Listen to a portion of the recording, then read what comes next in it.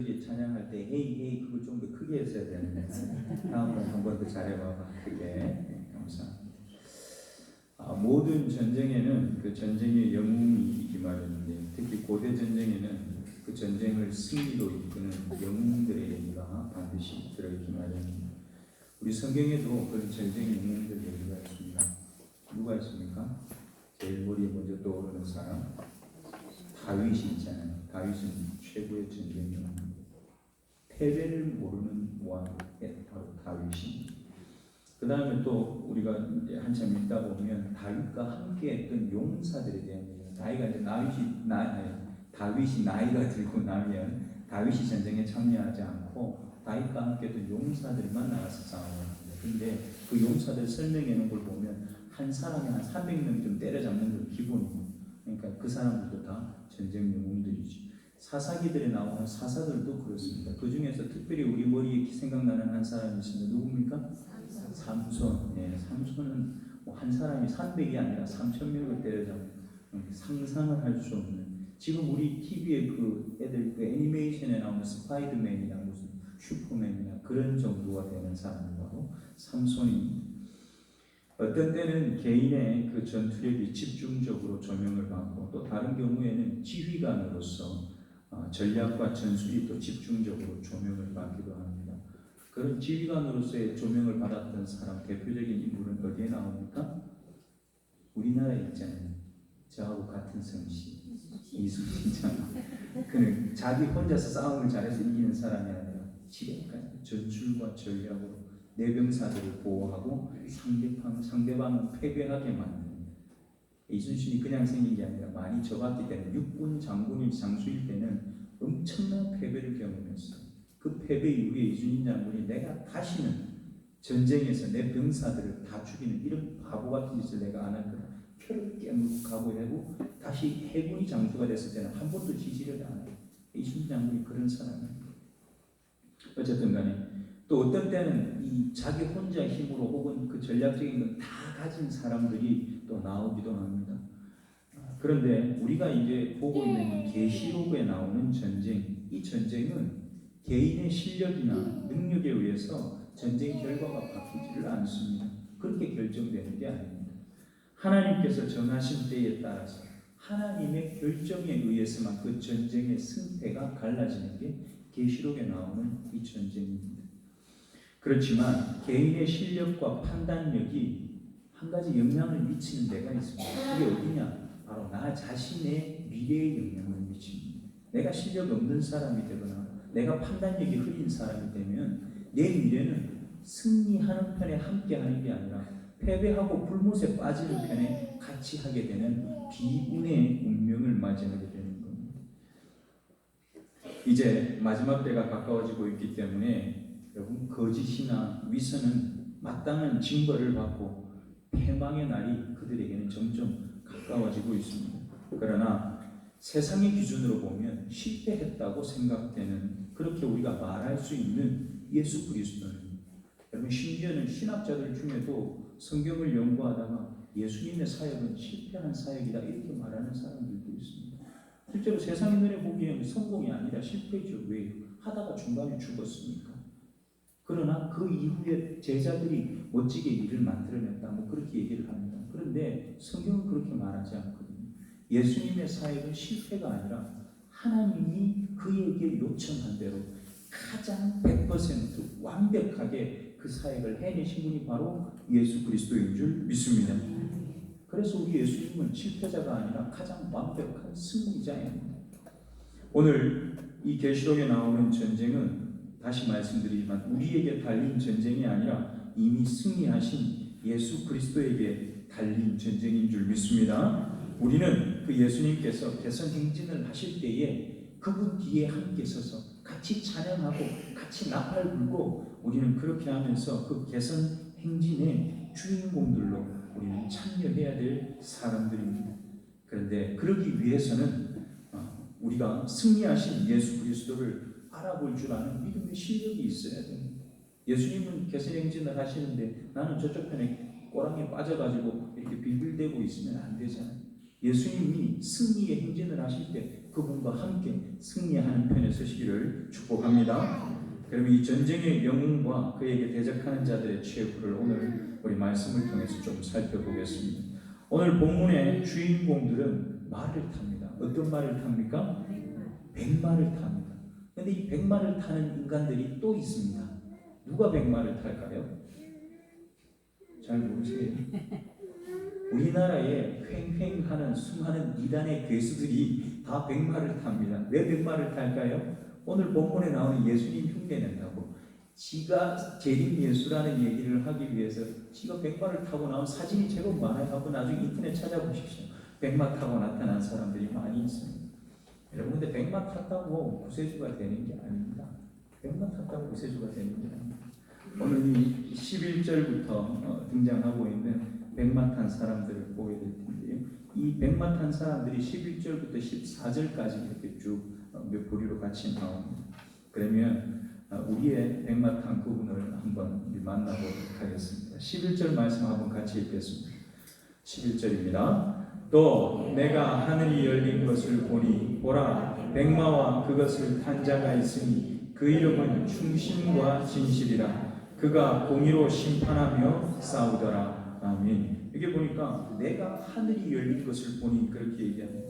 계시록에 제일 많이 나오는 얘기 중에 한 가지가 내가 보니, 주어는 내고 항상 동사가 본다라는 동사가 계속 따라옵니다. 근데 그 중간에 오늘처럼 하늘이 열린 것을 보니 이런 식으로 중간에 다른 목적어가 잠깐 들어가는 구절들이 있습니다.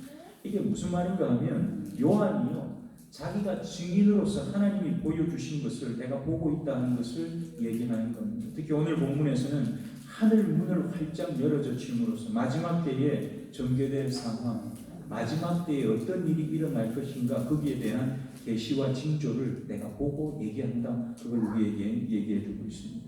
그 이름을 보니까요 뭐라고 되어 있습니까? 이름이 충신과 진실이라 그렇게 되어 있죠.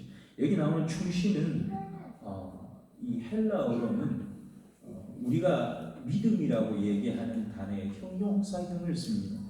그 영어로는 faith라는 게 명사고 그 faith라는 말의 형용사가 faithful이라는 단어입니다. 아주 신실한, 충성스러운, 또 믿음직한 뭐 그런 뜻을 가지고 있습니다. 그리고 뒤에 나오는 진실이라고 하는 이 단어는 형용사, 이것도 마찬가지 형용사를 쓰는데 우리가 진리라고 하는 단어의 형용사를 씁니다. 영어로는 truth라고 하는 단어를 쓰는데 그거의 형용사는 true라고 하는 단어를 쓰죠. 그래서 그 형용사인데 여기서 이게 충성스럽고 진실한, 충성스럽고 참된 뭐 그런 의미를 가진 단어일 수 있습니다. 이 단어를 우리가 명사형으로 생각해 보면 다른 게 아니라 믿음과 진리입니다. 믿음과 진리. 그의 이름은 믿음과 진리. 여러분 진리는 믿음과 절대로 떨어질 수 없고 믿음 없이 진리 없이 믿음이 있을 수도 없습니다. 예수 그리스도는 그 믿음과 진리를 저와 여러분에게 선물로 주신 분인 줄 믿습니다. 오늘 우리가 보게 될 전쟁 영웅은 다름 아니라 바로 예수 그리스도입니다. 그는 자기에게 맡겨준 싸움을 기가 막히게 승리로 이끄신 분. 아까 제가 말씀드렸죠. 세상에 보기에는 실패라고 말하지만 성경은 실패라고 말하지 않는다. 그걸 가장 완벽한 승리라고 얘기를 하시는 거예요. 우리가 따라가야 될 승리가 예수님이 한 승리 속에 들어있습니다. 오늘 그 예수님께서 어떻게 싸움을 하시는가 하면 우리가 읽었던 본문의 11절에 보니까 그가 공의로 심판하며 싸우신다 그렇게 말씀을 하십니다. 공의로 심판하며 싸운다 이게 무슨 말일까요? 성경의 공의라고 하는 단어는 하나님의 성품입니다. 하나님 자신이 공의라고 보시면 됩니다. 근데 우리는 하나님의 눈에 보입니까? 보이지 않습니까? 보이지 않습니다. 근데 하나님이 그 눈에 보이지 않는 공의를 어떻게 세상에 나타내 보이셨습니까? 여러분 무엇을 통해서 그 공의를 보셨습니까? 봤습니다. 예수 그리스도를 통해서 우리는 그 공의를 봤습니다. 문제는 우리는 직접 눈으로 예수 그리스도를 보지 못했습니다. 그런데 2000년 전에 이 땅에 살았던 그 사람들은 제자들은요 예수님을 눈으로 봤습니다. 하나님의 공의가 이 땅에 실제로 내려와 실현된 현장을 그 사람들은 눈으로 봤습니다. 그래서 쓴 것이 신약 성경입니다. 증인으로서 내가 봤다는 것을 써놓은 거예요. 우리는 그 공의를 어떻게 보느냐? 우리는 말씀을 통해서 그 하나님의 공의를 보는 겁니다. 이 땅에 실제로 내려와서 존재했던 예수 그리스도를 우리는 하나님 말씀을 통해서 보게 된다는 얘기입니다. 오늘 12절을 보니까 그래서 이렇게 얘기를 합니다. 12절 한 번 더 같이 보겠습니다. 12절입니다. 그 눈은 불꽃 같고 그 머리에는 많은 관들이 있고 또 이름 쓴 것 하나가 있으니 자기밖에 아는 자가 없고, 여기 보니까 그의 눈은 불꽃 같다고 얘기를 하십니다. 계시록 1장 15절에서도 불꽃 같다라는 표현이 나옵니다. 눈이 불꽃 같다. 여러분, 불꽃 같은 눈으로 우리를 어떻게 하신다고요? 감찰하신다. 불꽃 같은 눈으로 우리를 감찰하신다. 어떤 때는 감찰, 불꽃 같은 눈으로 우리를 지키신다라는 보호의 표현도 있습니다. 이게 불꽃 같다라고 하는 표현은 예수 그리스도께서 가지시는 영적인 통찰을 의미합니다. 그분은 불꽃 같은 눈으로 우리를 지켜보시고 우리를 보호하시고 우리를 인도하시는 분인 줄 믿습니다. 그리고 그 머리에 많은 관들이 있다고 하는데, 여러분, 이 관은 무슨 관일까요? 머리에 관이 많다고 하니까 이게 조금 생각하기가 약간 좀 상그럽다는 말 무슨 말인지 아시죠? 그게 도대체 어떻게 상상을 해야 될까? 관을 한 10개를 엎쳐 쓰셨나? 상상이 잘 안 되잖아요. 근데 이 표현은 어떤 표현인가 하면 여기에 관은 면류관을 의미합니다. 면류관은 누가 쓰는 겁니까? 면류관은 누가 씁니까? 고대에 여러분 올림픽 하고 난 다음에 이 운동한 사람이 승리할 때 머리에 뭐 쓰죠? 월계관 쓰잖아요. 예, 그런 관을 의미합니다. 승리자가 쓰는 관이 여기에 나오는 관입니다. 근데 관을 하나만 쓴 게 아니라 몇 개 썼다고요? 많이 썼다고. 여러 개의 관이 썼다고. 그럼 승리를 많이 했다는 말입니까? 적게 했다는 말입니까? 많이 했다는 말이죠. 이건 승리자들만 쓰는 것이 아니라 왕들도 썼습니다. 왕들도 이 면류관을 씁니다. 그러면 이 면류관이 의미하는 바는 뭐냐? 권세입니다. 왕들이 가지는 권세, 왕들이 가지는 능력, 그리고 승리자가 받게 되는 영광, 그런 것들을 의미하는 게 바로 이 관입니다. 다시 말씀드리지만 머리에 많은 관을 썼다고 했으니까 권세와 영광과 능력이 많다는 말일까요? 적다는 말일까요? 많다는 얘기입니다. 예수 그리스도에게는 권세와 영광과 능력이 우리가 생각하고 기대하고 우리가 상상할 수 있는 것을 초월해서 많이 있다. 그렇게 우리가 생각할 수 있습니다. 그리고 그 이름은 자기밖에 아는 이가 없다고 얘기를 하셨는데, 왜 자기밖에 아는 자가 없을까요? 여러분, 하나님의 이름을 하나님이 우리에게 가르쳐 주지 않았으면 우리 중에 하나님의 이름을 알 사람이 있습니까? 없습니까? 아무도 없습니다. 하나님이 모세에게 나는 여호와라, 그의 이름을 여호와라고 모세에게 가르쳐 주었기 때문에 모세가 하나님의 이름을 여호와라고 알 수 있는 겁니다.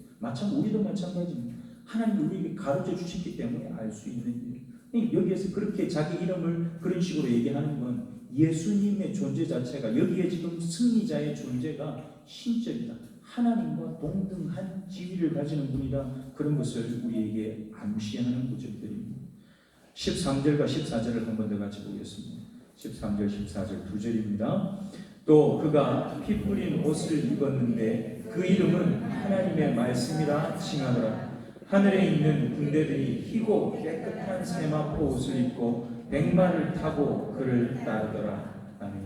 여기 보니까 그가 입은 옷이 피 뿌린 옷을 입었다고 얘기를 하십니다. 왜 피 뿌린 옷을 입으셨을까? 이게 두 가지를 우리가 생각할 수 있습니다. 첫 번째는 예수님께서 우리를 위해서 십자가에 달려 죽으셨잖아요. 그가 죽으신 것 때문에 그가 흘린 피를 상징하는 그 피가 옷에 묻어 있었나 보다, 그렇게 생각할 수 있습니다. 근데 그건 구약 시대에는 생각할 수 있습니까? 없습니까? 구약은 그렇게 생각할 수 없죠. 근데 구약 성경에는 이런 장면들이 여러 군데가 나옵니다. 하나님이 심판자로 등장하시는데 그 심판자의 옷에 그 붉은 피가 묻은 그 어떤 형상을 표현하는 구절들이 여러 군데 있고, 또 하나는 이 초대 교회에 나오는 그 책들에 보면 유대교의 본문에서 이 성경을 자기들 나름대로 해석하는 책들이 있습니다. 그 책들 중에서 그것이 심판자의 칼로 인해서, 심판자가 칼을 들고 사람들을 죽이잖아요. 그러면 그 피가 옷에 튀어서 그 옷이 붉게 물들었다라고 하는 표현을 한 구절들이 여러 군데서 발견이 됩니다. 그럼 이렇게 생각할 수 있습니다. 첫 번째 우리가 생각할 수 있는 것은 심판하시는 동안에 그 심판 때문에, 칼로 하신 심판 때문에 그 튄 피가 옷에 묻었구나. 첫 번째. 두 번째, 신약 시대까지 와보면 또 다른 걸 하나 더 생각할 수 있는데, 예수님께서 고난당하신 그 흔적이 옷에 남아있는 것이다. 우리가 그렇게 볼 수가 있을 겁니다. 두 가지 다 뭐 어떤 것이 맞고 어떤 것이 틀렸다 말할 수 없고 두 가지 다로 생각해 볼 수가 있습니다. 근데 중요한 게 있습니다. 심판의 도구가 뭐냐? 여기 지금 심판의 도구는 칼이라고 나오시죠. 근데 오늘 본문에 보면 이렇게 쓰고 있는 구절이 나옵니다. 본문 13절 우리가 읽었던 본문 뒷부분에 보면 그 이름이 뭐라고 되어 있습니까? 하나님의 말씀이라 칭하더라. 그렇게 얘기를 합니다. 여러분, 하나님의 말씀은 우리의 심령과 골수를 찔러 쪼개는 가장 예리한 칼이 되는 줄 믿습니다. 여러분, 우리가 하나님 앞에서 심판받게 될 때 심판의 근거는 뭘까요? 예수님이 이미 이 땅에 오셔서 복음을 전하시는 동안 얘기를 하셨습니다. 내 말이 곧 심판이다. 내 말을 받아들이는 자는 영생의 부활로, 받아들이지 않는 자는 어떻게 해요? 심판의 부활, 영원한 죽음의 부활로 그렇게 다시 나타날 것이라고 예수님이 이 얘기를 하셨어요. 여러분, 심판은 나중에 우리가 죽고 난 다음에 어떤 종류의 심판을 받느냐, 그것도 끔찍한 일이지만 그 심판이 이미 결정이 어디서 되는가 하면 오늘 이 자리에서 되는 거예요. 하나님 말씀으로 받아지는 사람들에게는 영원한 생명의 부활이 여러분들을 기다리게 될 줄 믿습니다. 그러나 그 말씀이 하나님 것으로 받아들여지지 않을 때에 그 사람은 영원한 생명이 아니라 영원한 죽음이 나를 기다리는 심판으로 나가게 된다 하는 겁니다. 그런데 그 심판하시는 예수 그리스도께서 갖고 있는 무기를 보니까 아까 우리가 읽었던 본문에는 나오지가 않죠. 15절에 보면 이렇게 쓰고 있습니다. 한 번 더 같이 보겠습니다. 15절입니다. 그의 입에서 예리한 검이 나오니 그것으로 만국을 치겠고 친히 그들을 철장으로 다스리며 또 친히 하나님 곧 전능하신 이의 맹렬한 진능의 포도주 틀을 밟겠고. 아멘. 여기 보니까 예리한 검이 입에서 나온다. 이 검도 말씀을 의미하는 겁니다. 그것으로 만국을 치시고 또 친히 그들을 뭘로 다스리신다고요? 철장으로 다스리고. 시편에도 보면 철장 권세로 내가 세상을 다스리게 하겠다. 하나님께서 그렇게 얘기하시는 장면이 나옵니다. 여러분, 철장이라고 하는 것은 이 시대에 가장 권력자, 절대 권력자, 그러니까 약간 지금으로 얘기하면 독재자, 뭐 그런 사람을 표현하는 것을 얘기합니다. 이 우리는 독재자를 나쁜 뜻으로 쓰지만 실제로 독재자, 절대 권력자에게는 감히 누구도 거기 앞에서 함부로 말할 수 없는 최고의 권력을 가진 사람을 의미합니다. 여러분, 예수 그리스도는 우리가 그분 앞에서 함부로 입을 놀릴 수 없는 절대 권력을 가지신 분인 줄 믿습니다. 그의 권력으로 이 땅을 그렇게 다스리신다 하는 겁니다. 근데 하늘에 있는 군대가 그 예수님 뒤를 쫓는데 그들도 똑같이 희고 깨끗한 세마포 옷을 입고 백마를 타고 승리하신 예수님을 따라가는 장면을 우리에게 보여줍니다. 하나님의 말씀은 여러분 온 세상을 심판하시는 절대 권력이 되는 줄 믿습니다. 그런데 참 희한하지 않습니까? 우리가 저와 여러분이 이 땅을 사는 동안에 진짜 이 말씀이 그런 심판의 능력과 권세가 있는 절대 권력이라고 하는 사실이 여러분 그렇게 확 믿어지십니까? 만약에 여러분들이 이 말씀이 진짜 그렇게 믿어지신다면 여러분 예배 시간에 이 머릿속으로 딴 생각이 들어올 수가 없고 여러분에게 선포되는 말씀이 진짜 이게 나를 좀 죽게 하는 말씀인지 살게 하는 말씀인지도 모르고 깊은 딴 세상으로 갈 수가 없다 그 말입니다. 엄청난 일입니다. 그리고 이 말씀을 받은 다음에 말씀하고 아무 상관없는 삶을 저 문 밖에서는 마음대로 살다가 다시 주일이나 수요일 되면 다시 이 전으로 나오는 그런 일이 벌어질 수가 없다는 얘기입니다. 그런데 우리는 그 일이 너무 쉽게 우리 삶에 벌어지잖아요. 너무 쉽게. 여러분, 하나님의 말씀이 온 세상을 심판하는 절대 권력이 있는 하나님의 말씀인 줄 믿으시기를 축복합니다. 믿어주셔야 돼요. 이 말씀이 믿어주셔야 됩니다. 오늘 본문에 보면 우리가 방금 읽었던 말씀에 맹렬한 진노의 포도주 틀을 밟는다고 얘기하십니다. 포도주 틀을 밟는다. 여러분, 그 포도주 틀을 밟는 걸 제가 어떻게 여러분들한테 설명을 드려야 될지 모르겠습니다. 우리는 혹시 포도주 틀을 이런 거 한번 밟아보신 적이 있습니까? 우리는 그런 거 안 하잖아요. 근데 이게 포도주 만드는 나라에 가면 포도주가요, 사람 발로 밟는 거는 장난입니다. 그건 언제 밟아가지고 포도주 다 만들겠어요. 그러니까 기계가 있는 거죠. 포도를 들이부으면 사람이 우리 뭡니까? 이 다림질이 아니라 뭡니까? 갑자기 생각이 안 나요. 이 뭡니까? 미싱. 발로, 옛날에는 발로 그 미싱 밟았던 거 여러분들 기억나십니까? 없으셨어요? 그런 미싱? 저희 집에 있었거든요. 발로 막 밟잖아요. 밟으면 이게 움직이거든요. 근데 포도주 틀이 그렇게 되는 거예요. 사람이 발로요, 몇 사람이 밟으면 그 틀 속에 포도가 막 들어오는데 사정없이 갈아 뭉개져가지고 포도는 형체도 없이 사라지고 물만 쭉쭉 빠지는 겁니다. 사람을 만약에 그 틀 속에 놓고 밟는다고 한번 생각해 보십시오. 머리부터 그냥 발끝까지 쫙 갈아져가지고 형체는 없어지고 피하고 기름만 쭉 빠지는 겁니다. 표정이 이상하게 돼야 정상인데 그런 심판이 이루어지는 거예요. 하나님이 말씀을 통해서 우리에게 하시는 심판도 이거하고 똑같은 심판입니다. 말씀을 받을 때에 가슴이 찔리고, 말씀을 받을 때에 내가 나쁜 놈이구나, 내가 잘못했구나, 내가 하나님 앞에 구원받을 자격이 없는 자구나, 여러분 그게 가슴 속에 마치 칼이 들어오는 것처럼 알아줘야 되는 거예요. 그런 알미 없는데 어떻게 이런 심판이 두렵게 느껴지겠습니까?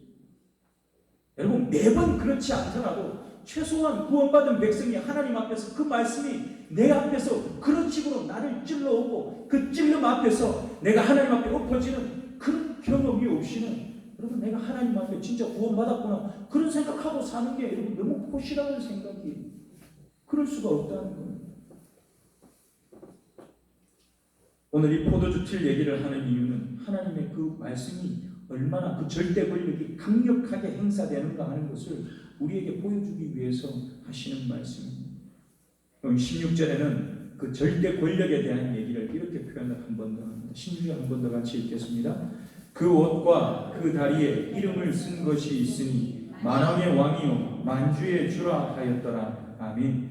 만왕의 왕이고 만주의 주라. 이건 뭐 그 이상 어떤 왕도 없고 그 이상 어떤 주인도 없다. 절대 권력을 가진 분이라는 걸 다시 설명해 주는 장면입니다. 이런 예수님에게 대적하는 세력이 있습니다. 겁이 없는 세력입니다. 왜 겁이 없습니까? 아는 게 없으니까 겁이 없는 거예요. 원래 아무것도 모르면 눈에 뵈는 게 없습니다. 17절 18절 말씀을 한번 같이 읽겠습니다. 뭐라고 썼는가? 17절 18절 두 절입니다. 또 내가 보니 한 천사가 태양 안에 서서 공중에 나는 모든 새를 향하여 큰 음성으로 외쳐 이르되 와서 하나님의 큰 잔치에 모여 왕들의 살과 장군들의 살과 장사들의 살과 말들과 그것을 탄 자들의 살과 자유인들이나 종들이나 작은 자나 큰 자나 모든 자의 살을 먹으라 하더라. 아멘. 여기 보니까요 이미 죽음을 당한 사람들입니다. 이 사람들은 죽어서요 시체가 막 온 땅에 널브러져 있는 거예요. 어떤 사람들의 시체인가 하면 두 절을 종합해 보면 왕들과 장군들과 장사들과 말들과 마병들과 자유인들과 종들과 작은 자나 큰 자나 이미 죽음을 당한 모든 자의 시체를 새들에게 먹이로 주는 장면입니다. 이 사람들은 어떤 사람들일까요? 하나님의 진리의 말씀을 거역하고 거짓 선지자들의 미혹하는 말을 더 신뢰했던 사람들입니다. 그럴듯한 말에 훨씬 더 기가 혹하고 쏠릴 수밖에 없죠. 더 멋지고 아름다운 말, 재밌는 말, 좋은 말, 여러분 그런 것 속에 하나님이 계시지 않을 가능성이 훨씬 더 많이 있습니다. 이 사람들의 정체는 뒤에 등장하는 사람들이 조종을 합니다. 뒤에 어떤 사람들이 등장했는가 하면 거짓 선지자들이 등장을 합니다. 우리가 읽었던 본문 18절에 보면 거기에 거짓 선지자들이 나옵니까? 20절. 아니죠. 20절에 나오죠. 20절 한번 같이 보겠습니다. 20절입니다. 시작. 짐승이 잡히고 그 앞에서 표적을 행하던 거짓 선지자도 함께 잡혔으니 이는 짐승의 표를 받고 그의 우상에게 경배하던 자들을 표적으로 미혹하던 자라. 이 돌이 산채로 유황불 붙는 못에 던져지고 아멘. 여기 보니까 이들을 뒤에서 조종하는 다른 세력이 있는데 거짓 선지자의 세력이 등장하고 짐승이 등장을 합니다. 여러분 계시록 16장을 보면 우리가 이미 봤던 그 계시록 16장에 6번째 천사가 대접을 쏟는 장면이 나옵니다. 그 대접을 쏟을 때에 아마겟돈이라고 하는 곳에서 새 더러운 영, 귀신의 영이 나와서 용의 입과 짐승의 입과 거짓 선지자의 입에서 나와가지고 이적으로 천하 왕들을 미혹하고 모으는 장면이 나옵니다. 근데 그 계시록 16장에는 전쟁 얘기가 없어요. 아마겟돈에 그들을 모았다는 얘기까지밖에 없습니다. 근데 그 얘기의 연장선상에서 그 아마겟돈의 전쟁에서 지금 예수 그리스도가 승리하신 겁니까? 안 하신 겁니까? 승리하셨다라는 얘기를 지금 여기서 하고 있는 겁니다. 17절에 보니까 한 천사가 나타났다. 우리가 이거 보면 17절에 그렇게 나오는데 이 천사가 어디에 서 있습니까? 태양 안에 서 있다고 하죠. 너무 궁금했습니다. 왜 태양 안에 있다고 썼을까? 아무리 찾아봐도 설명한 데가 없습니다. 그래서 이렇게 생각을 합니다. 왜 태양 안에 섰다고 얘기했는가? 특별한 의미를 부여하지 않는 것이 훨씬 좋겠습니다. 태양 안에 섰다고 하는 건 태양은 어디에 있습니까? 하늘에 있지요. 태양이 하늘에 떴는데 태양 앞에 천사가 서 있으면 멀리서 보면 천사가 태양 안에 있습니까? 밖에 있습니까? 안에 있는 것처럼 들어있는 것처럼 보입니다. 다르게 얘기하면 천사가 높은 곳에서 새들을 향해서 얘기를 하는 겁니다. 야, 다 와가지고 해 먹어라. 종류별로 시체들 다 있으니까 네 원하는 대로 마음대로 먹어라. 그렇게 내주는 겁니다. 와서 하나님의 큰 잔치를 즐겨라. 그렇게 얘기를 합니다. 이번에는 그 죽은 자들 다음에 우리가 방금 읽었던 19절에 나오는 내용을 보면 20절 앞부분에 있는 19절을 보면 이렇게 얘기를 합니다. 19절 다시 한번 더 읽겠습니다. 19절입니다. 또 내가 보매 그 짐승과 땅의 임금들과 그들의 군대들이 모여 그 말 탄 자와 그의 군대와 더불어 전쟁을 일으키다가 여기 보니까 앞에서 죽은 사람들 말고 19절에는 또 다른 사람들이 등장하는데 누가 등장하는가 하면 짐승이 등장하고 땅의 임금들이 등장하죠. 이미 왕들이 한번 등장하긴 했습니다만 땅의 임금들이 등장하고 그 임금의 군대들이 등장을 합니다. 저는 이 장면을 처음에는 연결되는 장면인 줄 알았어요. 근데 연결이 아니라 이제 얘기가 화면이 거꾸로 돌아가는 건데 이런 거예요. 자, 개선 행진하는 장면이 먼저 나옵니다. 개선 행진은 언제 하는 겁니까? 전쟁하기 전에 합니까? 하고 나서 합니까? 전쟁하고 나서 이겼을 때 하는 거예요. 이기고 난 다음에 개선 행진을 쫙 하고 멋진 장면이 나오는데요. 그 멋진 개선 행진하는 장면에 영화예요. 지금 대신하는 장면에 장군이 앞에 서서 개선 행진하는 사람들 가루 뿌리고 박수치고 나팔 불고 하는데 머릿속에 지나온 전쟁의 영상이 주마등처럼 쫙 지나가는 겁니다. 그 지금 뒷부분에 17절 이후의 장면은 이미 이긴 전쟁에 대한 회상을 하는 장면이라고 보시면 되겠습니다. 이미 이긴 전쟁에 대한 회상. 여러분 그 이긴 전쟁인데요. 그 이긴 전쟁에서 뒤에서 조종하는 세력이 여기 보니까 누가 나옵니까? 짐승과 거짓 선지자들. 아까 20절에 우리가 읽었죠. 짐승과 거짓 선지자들은 그 전체 세력을 뒤에서 조종하는 세력입니다. 근데요, 조종한 세력과 조종당한 사람들이 받는 벌이 다릅니다. 조종한 세력은 어떻게 됩니까? 20절 뒷부분에 보니까 이 둘이 산채로 어디에요? 유황불 붓는 못에 던져졌다. 이 둘은 짐승하고 거짓 선지자를 얘기하는 겁니다.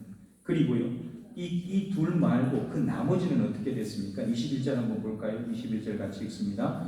그 나머지는 말 탄 자의 입으로부터 나오는 검의 죽음에 모든 새가 그들의 살로 배불리더라. 아멘. 그 외 사람들은 어떻게 됐다고요?